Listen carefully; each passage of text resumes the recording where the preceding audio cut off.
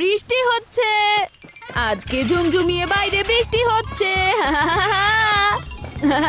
ইয়ে!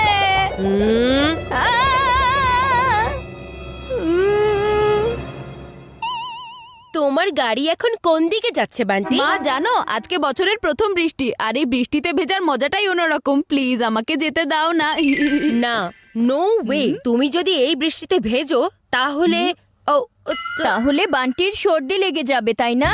হ্যাঁ, আর যদি তোমার সর্দি লেগে যায় তখন বান্টি তো স্কুলে যেতে পারবে না।